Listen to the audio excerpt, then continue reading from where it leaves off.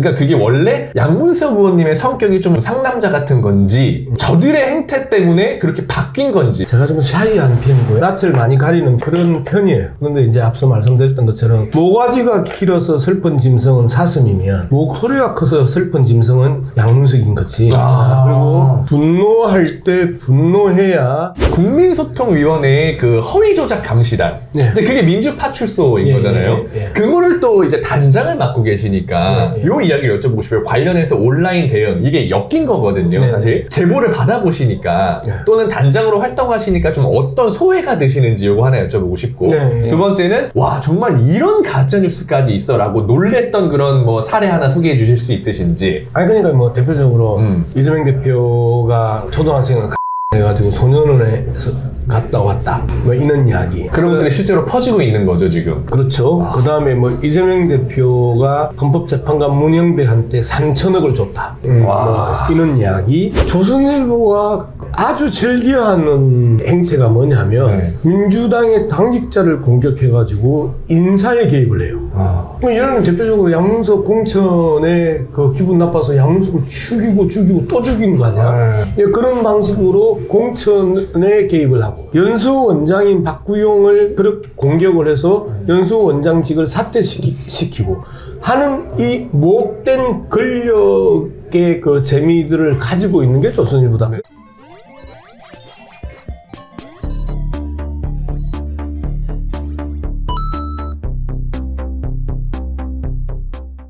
시청자 여러분들 반갑습니다. 저희 정치오락실에서 아주 인기가 많은 광고 상품 중에 하나가 바로 대박114 대리운전 어플입니다. 연말 또 연초 시즌이라서 회식 자리도 당연히 많아지게 되고 윤석열 정부 때문에 많은 분들이 분노하셔서 좀 술을 많이 마시게 되는 그런 상황인데 맥주 한 잔을 먹더라도 반드시 대리운전을 불러서 가야 됩니다. 대리운전을 부를 때 가장 중요한 건 두 가지입니다. 첫 번째는 얼마나 빨리 배차가 되느냐. 대박114 대리는 부른 즉시 거의 바로 도착을 하고요. 두 번째, 가격이 합리적이어야 합니다. 요즘 대리운전의 경쟁력 중에 하나가 가격이 얼마나 합리적이나 요거를 되게 중시하게 보는데 여기 내용 보시면은 제가 실제로 이용한 내역인데 굉장히 합리적이고 빠른 배차를 통해서 안전하게 귀가할 수 있습니다. 특히 모든 대리기사님들의 100% 실명 확인과 보험 가입 그리고 과태료 발생 시에도 100% 보장이 되는 게 바로 대박114 대리입니다. 그 외에도 여러 이벤트를 진행하고 있는데 이용 금액의 10%가 적립된 건 당연 기본이고 아래에 설치 링크를 통해서 어플을 설치하신 고객님들께는 모두 메가커피 쿠폰을 증정해드립니다. 그리고 한 번이라도 이용 내역이 있으신 분이 또 친구한테 추천 시 받은 사람, 보낸 사람 모두 메가커피 쿠폰을 증정하고요. 5명까지 추천 시에는 교촌치킨 세트까지 증정을 해드립니다. 이렇게 다양한 혜택이 있는 대박114 대리운전 앱 여러분들도 맥주 한 잔이라도 드셨을 때 그냥 가지 마시고 꼭 대리운전을 불러서 가시길 바랍니다. 지금까지 대박114 대리운전 어플이었습니다. 네, 정치오락실 시청자 여러분들 반갑습니다. 저희 미리 공지드렸던 대로 우리 많은 정치오락실 시청자분들이 좋아하시는 양문석 의원님 모셨습니다. 박수! 안녕하십니까. 목소리가 커서 슬픈 짐승 막말고성 경로의 B급 정치인 양문석입니다. 야, 이 소개 멘트 되게 특이한데, 의원님? 왜? 저 국회의원이 이렇게 소개하는 거 처음 봤어요. 근데 세상이 많이 바뀌었잖아요. 옛날에 근음하고 폼 재고 나는 바꿔야 된다고 생각을 해요. 여기가 지금 또 정치 오락실이잖아요. 맞습니다. 그리고 우리가 맨날 테트리스만 하던 세대들이거든. 그리고 1942, 1943 뭐 갤럭시 뭐 이런 거. 예. 그 다음에 뭐 갤럭시 뭐 이런 세대인데 그 세대들이 예 안녕하십니까 국회의원 양문석 요즘 하면서 인사를 하던 그 세대들은 국민들하고 호흡하기 힘들 뻔하시죠.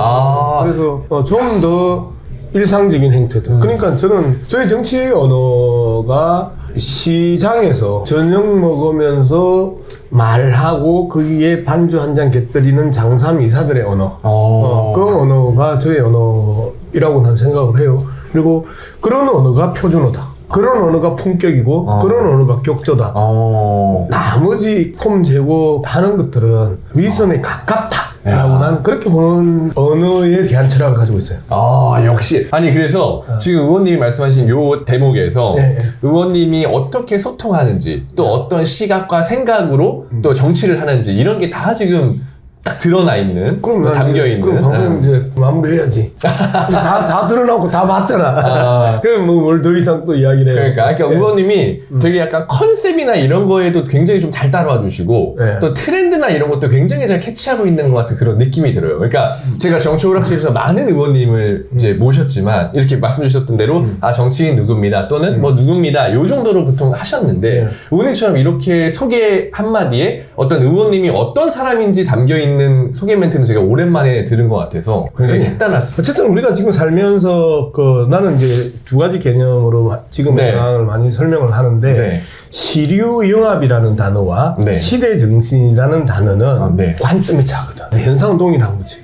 얼마만큼 이 시대의 변화에 대해서 적극적으로 따라갈 것이냐, 앞서갈 것이냐, 함께 할 것이냐, 여러 가지 고민들을 놓고 거기에 끊임없이 교집합을 뽑아내고 그 다음에 어느 게 진보적이냐, 어느 게 시대를 앞서가느냐, 한 발 더 떼느냐, 이거는 시대 정신이지. 근데 이제 이 시대 정신을 끊임없이 추구하려면 끊임없는 자기 노력들이 있어야 되는 거잖아요. 네, 맞습니다. 그럼 예를 들면 이재명 대표나 뭐 박찬대 대표 같은 사람들 끊임없이 댓글을 보거든. 내가 하루에 만날 수 있는 최대치가 100명이 안 돼요. 5분이라도 말을 섞을 수 있는 사람이 20-30명이 안 돼. 그러면 어떻게 해요? 수없이 많은 사람들이 보내주는 문자들. 그 다음에 지금 우리 정치 오락실에서 올라오는 댓글들. 그 다음에 뭐 자신이 쓴 글들을 어떻게 평가하고 있는지에 대한 수많은 댓글들, SNS에서 이런 것들을 통해서 하루에 수천 명, 수만 명을 만나는 거잖아요. 그러면서 그들이 지금 가장 아파하고 있는 것, 그 다음에 가려워하고 있는 것, 이런 것들을 포착해내고 거기에 대해서 솔루션을 주든지 안 그러면 동행을 하든지. A급 정치인들은 솔루션을 주지만 뭐 B급 정치인은 함께 동행하는 거잖아.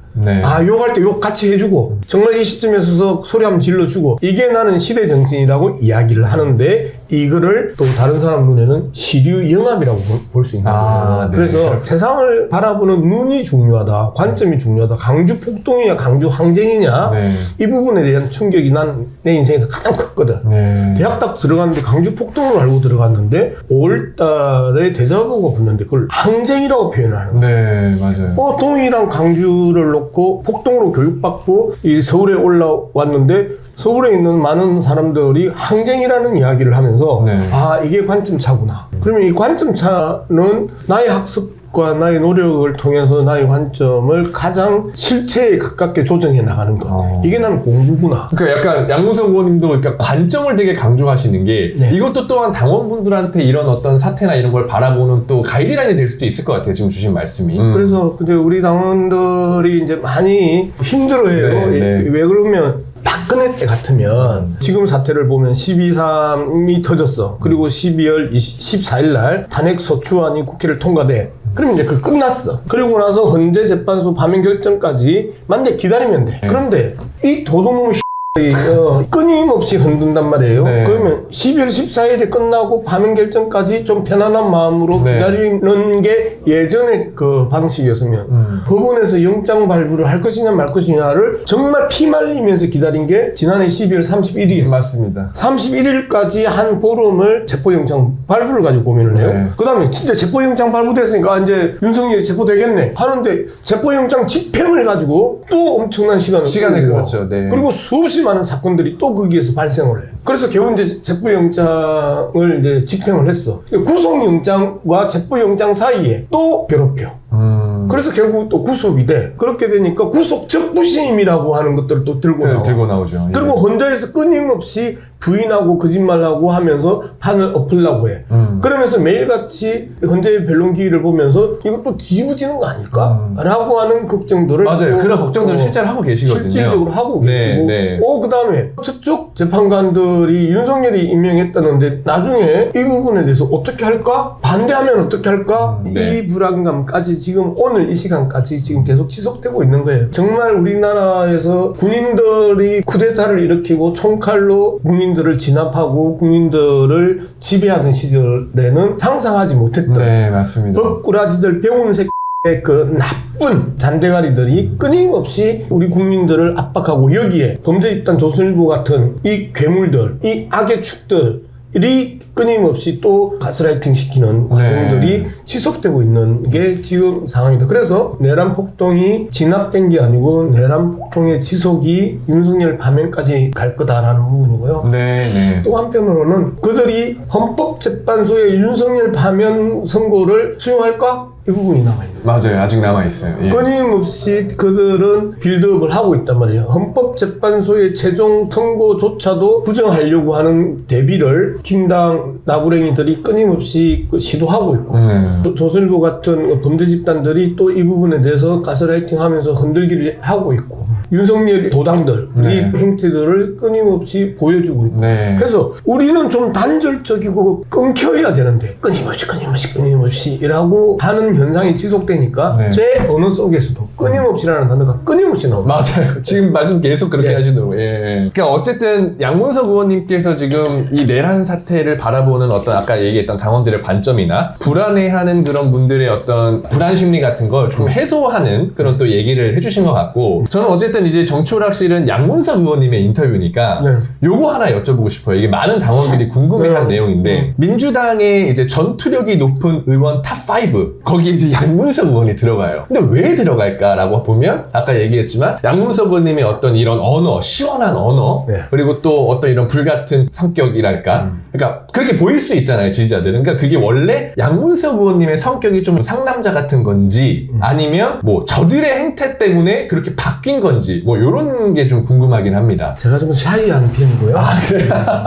그리고 낯을 많이 가리는 그런 편이에요. 그런데 이제 앞서 말씀드렸던 것처럼 모가지가 길어서 슬픈 짐승은 사슴이면 목소리가 커서 슬픈 짐승은 양문석인 거지. 그리고 분노할 때 분노해야 되는 게 선출직의 저는 의무고 책임이라고 보는 거예요. 자, 양문석을 뽑아줄 때 너 가서 정말 폭도들한테 제대로 싸워라고 하는 의무를 주면서 뽑아준 거고 야당으로 뽑아줄 때는 제대로 싸워라라고 뽑아준 거고 그리고 우리가 집권 정당이 되고 집권 여당이 됐었을 때는 정책 제대로 해라. 그리고 정부가 잘못하면 그 부분에 대해서도 비판을 아끼지 말라. 비판이 격렬하면 격렬할수록 비판이 다양하면 다양할수록 비판이 많으면 많을수록 그 정부는 성공하는 정부가 되는 거예요. 여권에 있는 여당 국회의원이 대충 묻어주고 숨겨주고 하면 윤석열 꼴이 나는 거거든요. 국회의원이라는 개념이 그런 것 같아요. 입법부가 행정부를 견제하라고 있는 게 입법부예요. 맞습니다. 왜 입법부가 대안을 내지 않냐라고 이야기하지 마시라는 거예요.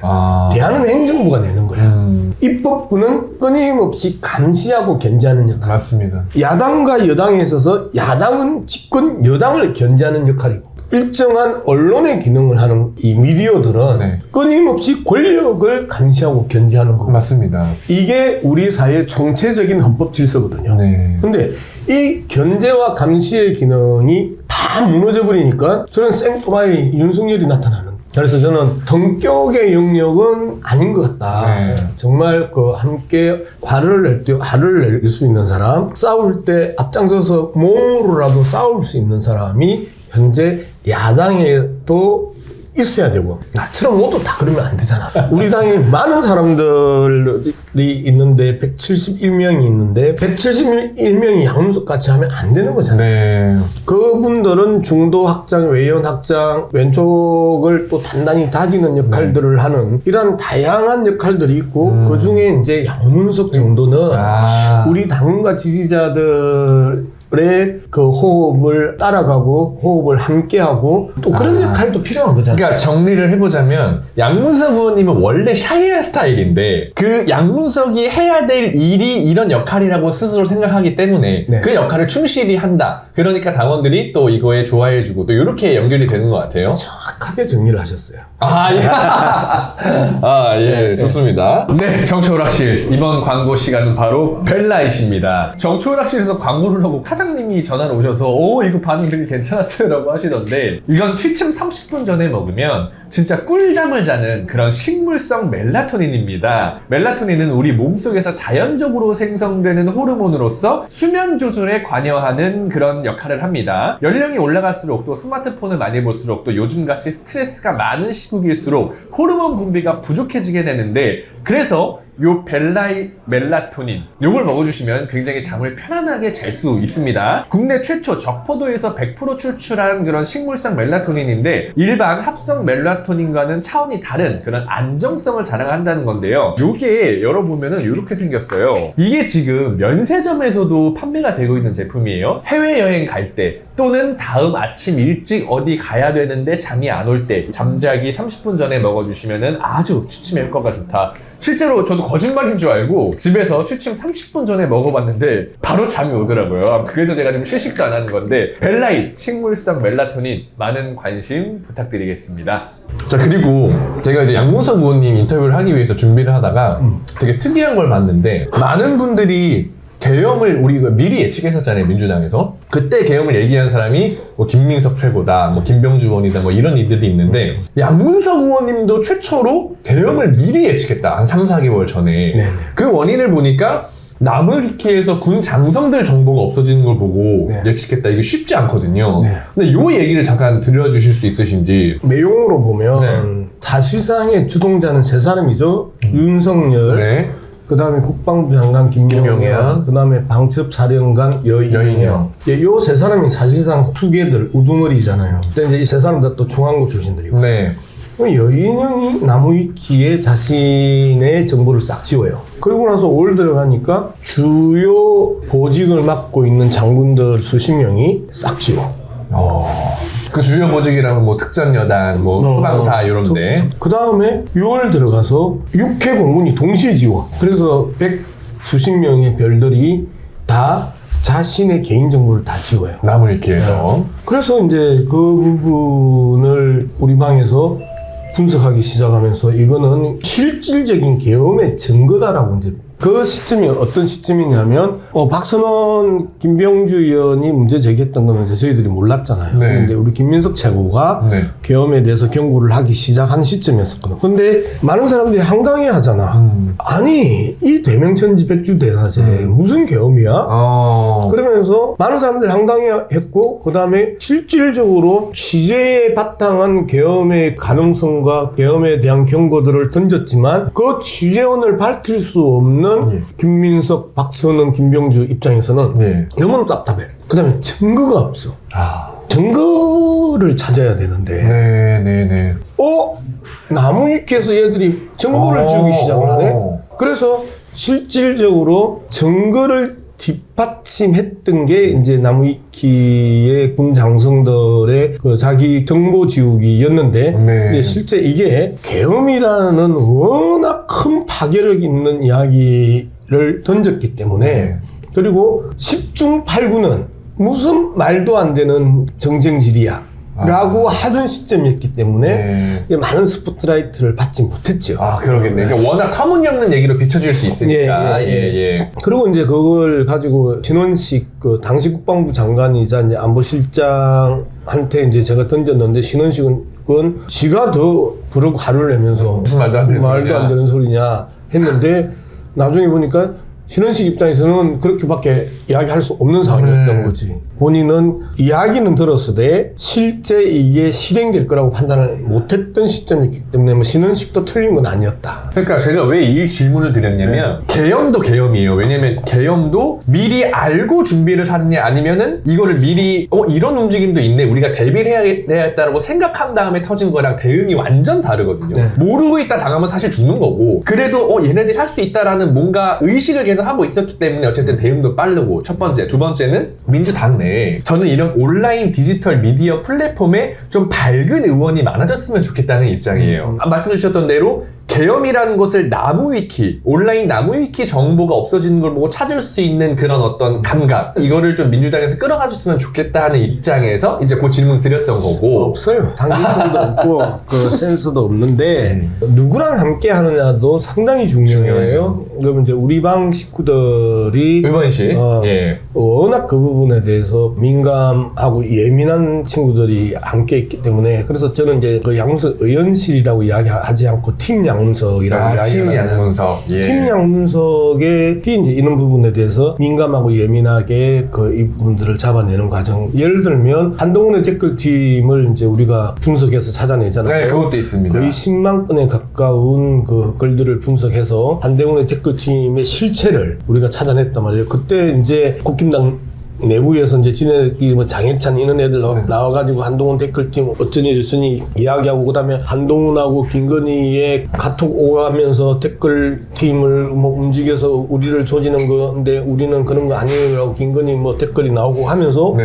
이건 댓글팀 있는 거야. 그러면 한동훈 댓글팀을 한번 찾아볼까 해서 한동훈 댓글팀을 실제 온라인상에서 추적하기 시작하잖아요. 그리고 그 실체를 잡아냈잖아요. 그것도 엄청난 성과죠. 예. 예, 그 실체를 잡아냈던 이제 과정들이고, 팀 양문석에서 양문석은 발표하는 사람, 질의하는 사람, 따지는 사람의 역할이지, 실제 팀 양문석이 만들어내고 그 다음에 그 부분에 대해서 끊임없이 우리나라의 위기 상황들, 위험한 상황들, 나쁜 징조들, 저들 속에서의 갈등들의 실체, 이런 것들을 잡아내는 거는 팀 양문석이죠. 야, 그러니까 공도 나는 그냥 대표일 뿐 우리 팀원들이 다 이런 걸 만들었다 이렇게 공도 좀 돌리시고 돌리는 게 아니고 예. 실체를 이야기하는 거예요. 그러니까요. 이게 나는 겸손하지 않아. 내가 잘한 거는 내가 잘했다고 이야기해. 근데 그게 실체니까. 예, 알겠습니다. 네. 그래서 제가 이제 요걸 또 하나 여쭤보려고 하는데, 국민소통위원회의 그 허위조작 감시단. 네. 근데 그게 민주파출소인 예, 거잖아요. 예, 예. 그거를 또 이제 단장을 맡고 계시니까 예, 예. 요 이야기를 여쭤보고 싶어요. 관련해서 온라인 대응, 이게 엮인 거거든요. 네, 사실 제보를 받아보시니까 네. 또는 단장으로 활동하시니까 좀 어떤 소회가 드시는지 요거 하나 여쭤보고 싶고, 네, 예. 막상 해보니까 네, 예. 두 번째는 와 정말 이런 가짜뉴스까지 있어라고 놀랬던 그런 뭐 사례 하나 소개해 주실 수 있으신지. 아니 그러니까 뭐 대표적으로 이재명 대표가 초등학생을 해가지고 소년원에서 갔다 왔다 뭐 이런 이야기. 그런 것들이 실제로 퍼지고 있는 거죠 지금. 그렇죠. 그 다음에 뭐 이재명 대표가 헌법재판관 문영배한테 3천억을 줬다. 뭐 이런 이야기. 이재명 대표의 지역화폐와 관련해가지고 이재명 대표와 특별한 관계가 있는 회사가 200조를 슈킹했다. 뭐 이런 이야기. 그래서 뭐 3천억에서 200조는 쉽게 가더라고요. 이런 이야기들이 일상적으로 각종 커뮤니티 게시판에 글이 올라오고 거기에 많은 사람들이 좋아요 누르고 댓글 달고 거다가 돌리고 이제 하는 것들이 너무 일상적이었단 말이에요. 그런데 실제 이제 민주파출소를 열고 그러한 부분에 대해서 거의 매일같이 구체적인 사례를 이제 던지면서 아주 빠른 속도로 그런 글을 올렸던 계정들이 자기 흔적을 지우고 도망을 가기 시작하는 거예요. 그리고 너희들이 하는 거는 범죄행위야. 허위정보, 조작정보를 계속해서 퍼뜨리고 살포하는 거는 범죄행위야 라는 부분에 대해서 명확하게 경고하고 있는 게 지금 상황이고, 그런 효과들은 이제 상당 부분 이제 생기기 시작을 했고, 심지어 권성동, 권영세 국힘당의 비대위원장과 원내대표를 공개 살해하겠다고 권총, 기관총, 뭐 그 다음에 칼, 뭐 이런 것들을 실제 구매했다고 하고 사진 찍어서 올리고 살해했던 이유는 권성동, 권영세가 윤석열의 구속을 막지 못했다, 뭐 이제 이런 식으로 하면서 윤석열 이 교도들, 이 폭도 이제 그렇게 그런 글을 올렸단 말이에요. 우리 입장에서는 뭐 지들끼리 싸우나 보지 라고 생각했지만 매일같이 입만 열면 거짓말이 현존하고 있는 두 사람이 있습니다. 한 사람은 윤석열, 한 사람은 김당의 권성동 그 원내대표. 권성동이 말만 하면 그 거짓말이거든. 그럼에도 불구하고 권성동이 살해 협박을 받고 살해 위협을 받고 공개 살해 협박을 받고 있는 상황에서 우리가 그 부분에 대해서 포착하고 그 다음에 그것들을 기자회견을 통해서 공개하면서 경고하고 그 글을 썼던 계정을 경찰에 고발을 했어요. 국힘당이 아무리 거짓말하고 입벌구이긴 하지만 어쨌든 헌정질서 내에서 정당을 구성하고 있고 그 정당의 구성원이고 그리고 국회의 구성원이기 때문에 우리는 그 부분에 대해서도 권성동과 권영세를 위해서 고발을 해요. 권영세가 어떤 짓을 했냐면 민주파출소의 권영세 비대위원장은 허위 제보를 해. 민주파출소를 비아냥거리고 조롱한 거지. 그 다음에 권성동은 카톡 금융 그런 프레임을 씌웠잖아요. 이런 프레임을 씌웠던 작자들이란 말이에요. 그럼에도 불구하고 자신들을 향해서 공개 살해를 선언하고 있는 그들을 우리는 대응해주고 있는데 찾아내고 고발하는 게 이제 국힘과 우리의 차이다. 예. 이 활동에 저는 굉장히 의미 있다고 보는 게 앞으로 대선이 다가올 거예요. 조기 대선이든. 네네. 그때 또 이재명 대표에 대한 악마화 또는 민주당에 대한 악마화가 이어진단 말이에요. 그거를 사전에 이런 민주파출소가 대응함에 있어서 저들이 분명히 움직임이 위축될 거예요. 엄청난 기대 효과가 저는 있다고 보고 두 번째는 아까 말씀해 주신 것 중에 무슨 이재명이 무슨 문형배한테 3천억을 줬다 이런 것들이 우리 시선으로 보기에는 뭔 개소리야? 좀 말도 안 돼. 이렇게 보지만 실제로 봐봐요. 그 태극기 부대 집회, 보수 극우 우파 집회 나가서 부정선거가 있다고 보세요라고 하면 있어. 증거는요? 라고 물어보잖아요. 아 몰라 다들 있대. 이게 현실이에요. 그러니까 한마디로 이런 것들을 대응 안 하고 냅두면 진짜 어느 순간 무슨 이재명이 무슨 문영배한테 3천억을 줬다 이런 가짜 뉴스들이 진짜 어느 순간 발 없는 말이 천리간다. 이게 이제 퍼질 수 있다는 거죠. 네네. 그런 의미에서 사실 이 양문석 의원님이 해주는 민주파출소 이 역할이 저는 상당히 굉장히 의미 있고 크다. 네. 그리고 지지자들도 많이 응원을 하고 있다. 이렇게 조금 정리를 하면 좋을 것 같습니다. 고맙습니다. 네, 이번 광고는 정치오락실의 트레이드마크라고 할 수 있는 당당 때문입니다. 벨라이시라는 제품과 같은 회사인 웰스앤헬스에서 만든 제품인데요. 웰스앤헬스 하면 믿고 먹을 수 있는 건강식품 브랜드죠. 당당 때문에는 뭐냐면 요 한 포에 혈압과 혈당 관리에 좋은 5가지 부원료를 한 포에 담았습니다. 베타카로틴이 풍부한 구찌뽕나무와 천연 인슐린인 여주, 항산화 물질이 풍부한 구아바잎, 뽕나무잎, 그리고 혈당 잡는 돼지감자 추출물까지 원료 배합이 핵심이라는 건데 요거 액상 형태로 한 포에 다 담겨있다는 얘기예요. 액상 형태면 장점은 뭐냐? 몸의 흡수가 빠릅니다. 그래서 뭔가를 먹었을 때 혈당이 확 올라가고 막 졸리고 피곤하고 그런 분들 계실 수 있는데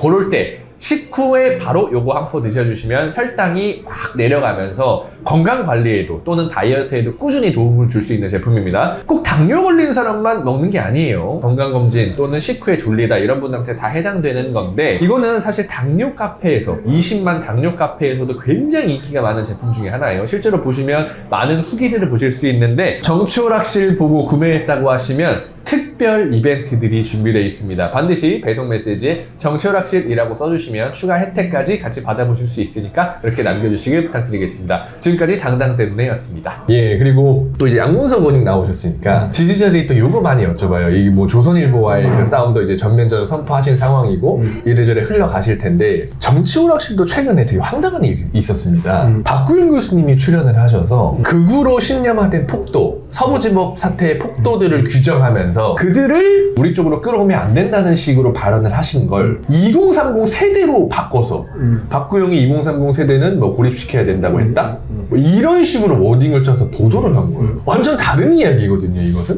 이제 지금 그 말씀하신 부분에는 이제 크게 이제 두 가지로 나눠서 볼 수 있어요. 조선일보가 아주 즐겨하는 행태가 뭐냐면 민주당의 당직자를 공격해가지고 인사에 개입을 해요. 예를 들면 대표적으로 양문석 공천에 그 기분 나빠서 양문석을 죽이고 또 죽인 거 아니야? 그런 방식으로 공천에 개입을 하고 연수 원장인 박구용을 그렇게 공격을 해서 연수 원장직을 사퇴시키고 하는 이 못된 권력의 그 재미들을 가지고 있는 게 조선일보다. 네. 그래서 저는 박구용 교수가 조선일보 따위한테 공격을 받으면서 연수 원장을 그만뒀다는 부분에서 진짜 동의가 안 돼. 그 부분은 조선일보가 상습적으로 사용하는 수법이다.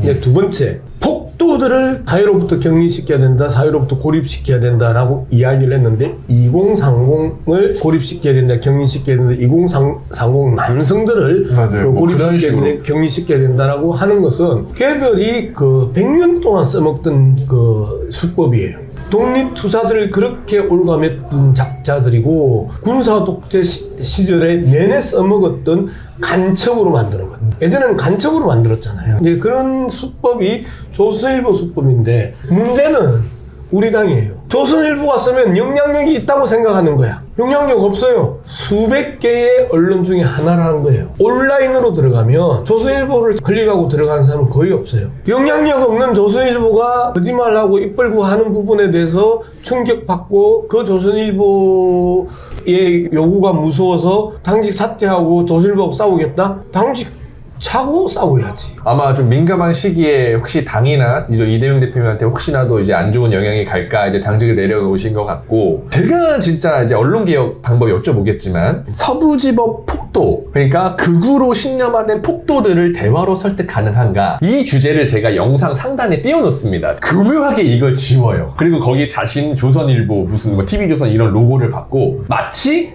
우리가 지칭한 거는 일부 폭도들인데 마치 청년 세대를 지칭한 것처럼 영상도 그렇게 허위로 이게 뭐 조작을 해버려요. 조선일보는 언론이 아니에요. 극우 전단지예요. 우리가 대북 전단지 날리는 그 집단들이 있잖아요. 우리나라에도. 그냥 극우 전단지야. 근데 쟤들은 언론이 아니야. 언론이 아닌데 언론 행세를 해. 그러면 언론 행세를 하면 언론법으로 걸면 돼. 자꾸 조선일보를 언론이라고 생각하니까 많은 사람들이 거기에 영향을 받는 거예요. 네. 민주당이 그래요. 그렇게 해왔어요. 네. 그런데 지금은 이제 민주당이 뭐 조선일보가 뭐라고 한들 너는 찢어라 우리는 간다 이제 이런 그 수준까지 이제 그 정도 수준으로 조선일보를 봐야 된다는 게 계속 이제 제가 이야기하는 거 여기에서 이제 말 나온 김에 계속해서 우리가 조중동에서 세 개를 묶어서 치는데 이거 언론개혁 운동에 있어서 가장 안 좋은 행태다. 범죄 집단 조선일보만 이야기해라. 그러면 제가 한 가지 궁금한 거 여쭤보면 이제 양문서 의원님께서는 예를 들어서 뭐 조선일보다 그럼 뭐 특정 언론사는 영향력 없다 무시해도 된다라고 이제 말씀을 주신 거잖아요. 네. 그런데 이제 반대로 그런 약간 조금 이름이 있는, 그러니까 약간 좀 규모가 있는 언론사가 만약에 A라는 기사를 써요. 그러면은 지금 현재의 일부 기자들은 팩트와 확인 없이 언론을 그냥 그러니까 A라는 기사를 받아 쓰는 기사들이 나오잖아요. 그럼 제가 이제 궁금한 건 그런 언론이 뭔가 허위 가짜 또는 왜곡 보도를 했을 때 그 다른 언론사들이 물어버리면 그것의 영향력은 예를 들어서 하나만 놓고 보면 소수라 치지만 만약에 밑에 애들이 다 물어버려. 그럼 그 영향력은 커지는 거 아니에요? 그렇지. 이 부분에 대해서는 그렇게 한들 네. 묵어봐. 영향력은 유튜브가 더 크고 정치 오락실이 훨씬 커요. 그게 지금 현상이니까. 뉴미디어. 그리고 네. 잔존 미디어들이 주주인 양 그 폼을 제공했는데 누가 보냐고. 그 수많은 언론사를 찾아가서 보는 사람이 누가 있냐고. 그냥 포털에 떠. 하긴 요즘 집에 그 신문지 비율이 엄청 적을 거예요. 제가 알아보지 못했지만 그럼요. 집으로 종이신문 받아보는 종이신문 보는 사람은 없다고. 없죠. 거의 없다고 보면 돼요. 그렇기 때문에 그들은 그냥 쓰는 거야. 그런데 그 부분에 있어서도 이제 극우 전단지 조선일보를 제외하고는 끊임없이 설득하고 변화를 주고 요구를 하고 하면 바뀔 가능성이 있는 집단이라고 보는데 네. 극우 전단지 조선일보는 그 부분이 바뀔 가능성이 없단 말이에요. 아예 그렇게 규정을 하셨구나. 그리고 그 자신들의 독자들한테 기사를 팔아먹는 기사 장사치에 불과하다. 자기들 팬클럽만 갖고 이제 노는 거죠. 네. 그 정도 수준이라서 조선일보를 우리가 높이 평가하거나 할 필요는 없다. 어쨌든 악의 축은 맞다. 대한민국의 3대 악의 축이 윤석열, 그 다음에 정치검사, 그 다음에 조선일보로 일찍이 그 양문석이 당선 소감으로 이야기를 했고, 맞아요. 이제 한 축이 이제 무너졌고, 정치검찰 축도 사실상 아마 이제 변화가 될 거예요. 네. 괴멸 직전에 와 있고, 이제 나머지 남아있는 게 극우 전단지 조선일보밖에 없는데, 네. 어쨌든 대통령 선거 끝난 이후에 대대적인 언론개혁 운동을 이제 펼칠 텐데, 네. 극우 전단지 조선일보의 그 광고주들을 향해서 끊임없이 재언하고 설득하고 경고하고 하는 이제 단계를 거쳐서 안 그러면 불매 운동으로 들어가는 이제 이러한 이 단계를 밟아가면서 범국민적 캠페인으로 갈 생각입니다. 그 언론 개혁의 방안까지 지금 얘기를 해주신 것 같아요. 네, 정치오락실에서 정말 인기가 많은 제품 중에 하나인데요. 바로 긁지 말고 뿌리세요 글루타셀입니다. 요즘같이 또 추웠던 겨울, 그리고 또 이제 봄이 되면 슬슬 또 야외 활동이 많아질 텐데요. 피부가 건조하거나 가렵거나 또는 자외선에 많이 노출이 되면 따갑거나 이런 트러블이 생기기 마련입니다. 그럴 때 바로 필요한 게 긁지 말고 뿌리세요 글루타셀입니다. 글루타셀은 의약품이라기보다는 순한 성분의 기초 화장품인데요. 가려운 부위에 이렇게 2번 정도 분사를 해주시면 아주 좋습니다. 긁으면 피부 상하잖아요. 긁지 말고 요거를 뿌려주시면 아주 좋다. 뭐 이런 이야기입니다. 요게 꼭 뭐 가려울 때만 뿌리는 것이 아니라 굉장히 순한 성분의 기초 화장품이라고 말씀드렸는데 뭐 샤워하고 나서 또는 건조할 때 어디든 다 뿌려주시면 좋고요. 이게 워낙 순하기 때문에 임산부, 노약자, 어린아이까지 무리 없이 사용하실 수 있습니다. 자, 그럼 이거 믿을만한 제품인가 이렇게 궁금하신 분들 계실 텐데 글루타셀은 약국에서도 판매하고 있습니다. 약국에서 판매한다는 이야기는 그만큼 안전성 또는 이런 검증이 잘 돼 있다는 이야기이기 때문에 믿고 쓰셔도 될 것 같고요. 후기가 5천 건에 가까운 네이버 후기들이 있습니다. 글루타셀 구매하시기 전에 후기 한번 읽어보시면 좋을 것 같고, 정치오락실 보고 구매했다 이렇게 하시면 요거 휴대용, 대용량 사시면 휴대용을 증정해드리는 이벤트가 있으니 많은 분들께서 관심 가져주시면 고맙겠습니다. 지금까지 긁지 말고 뿌리세요 글루타셀이었습니다. 제가 이제 1부에서 요거 하나 여쭤보고 마무리를 하려고 하는데요. 많은 분들이 양문석 의원 뭐 시원하다, 뭐 잘 싸운다, 뭐 능력 있다, 뭐 많은 평들이 있습니다. 그런데 이제 양문석이 하고 싶은 정치는 어떤 정치인가? 요거를 조금 1부에서 얘기하고 마무리했습니다. 양문석이 하고 싶어 하는 정치를 하면 안 돼요. 어떤 의미에서 우리 그럴까요? 당원들이 하고 싶은 정치를 양문석이 대신해야 되는 거지. 오, 야. 양문석 지가 하고 싶은 정치를 하면 수박돼요. 소신 있는 정치, 소신 정치인, 소신이 있는 발언, 이거 가장 많이 쓰는 데가 조선일보야. 민주당을 향해서. 왜 정치인이 소신을 가져야 돼? 나는 정치인이 소신을 가지면 안 돼. 우리의 시스템, 민주공화정의 그 핵심 중에 하나가 대의제야. 대의제가 뭐예요? 대의제는 소신 정치가 아니고 대신해서 의견을 들어서 그걸 갖다가 발현시키는 게 대의 정치야. 나 개인적인 그 소신은 2차적인 거지. 자꾸 1차선과 2차선을 헷갈려 하면서 막 옆에서 펌프질해가지고 쟤 진짜 소신이 있어, 소신 정치인이야 하니까 거기에서 지를 뽑아준 당원들을 배신하는 이런 배신의 연쇄사슬들이 형성되는 거예요. 네. 그래서 배신의 정치를 하면 안 된다. 그래서 양문석의 정치를 하면 안 되고 양문석을 뽑아주고 양문석을 지지하는 사람들의 정치를 양문석이 대표로 대신하는 거야. 야, 뭔가 이 말을 들으니까 되게 약간 그런 생각이 들어요. 와, 왜 사람들이 양문석 의원을